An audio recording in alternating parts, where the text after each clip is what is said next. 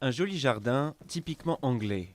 L'année dernière, il a pourtant été ravagé par des inondations meurtrières. Alors les propriétaires ont décidé de prendre des mesures drastiques. Notre maison est surélevée à un demi-mètre au-dessus du sol. En gros, la maison est posée sur des piliers et il y a un espace vide sous la structure, d'ici jusque là-bas.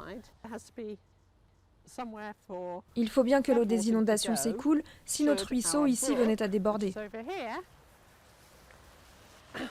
Joanna O'Callaghan et son mari Martin ont fait construire la maison de leurs rêves sur ce terrain familial, dans le sud-est de l'Angleterre, et ont emménagé en 2014.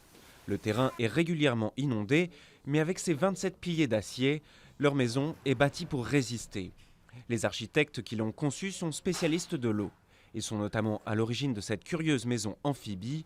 Elle repose sur le célèbre principe de la poussée d'Archimède, qui veut que tout corps plongé dans un liquide subit une force verticale dirigée de bas en haut.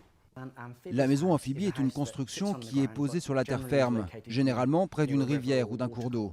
Et si le site est inondé, les fondations sont capables de flotter, ce qui permet à la maison de se surélever et de garder les habitants à une distance sécurisée de l'eau.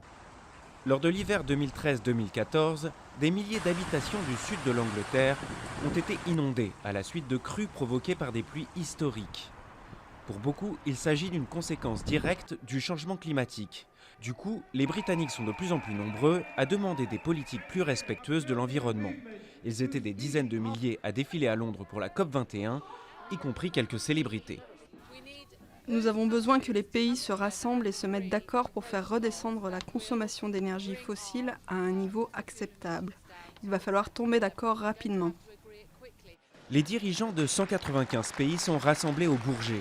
Leur but, trouver un accord pour limiter le réchauffement de la planète à 2 degrés par rapport à l'ère pré-industrielle. Pendant ce temps, les architectes de Baca dessinent les bâtisses du futur, s'accommodant des changements de Dame Nature plutôt que de les combattre.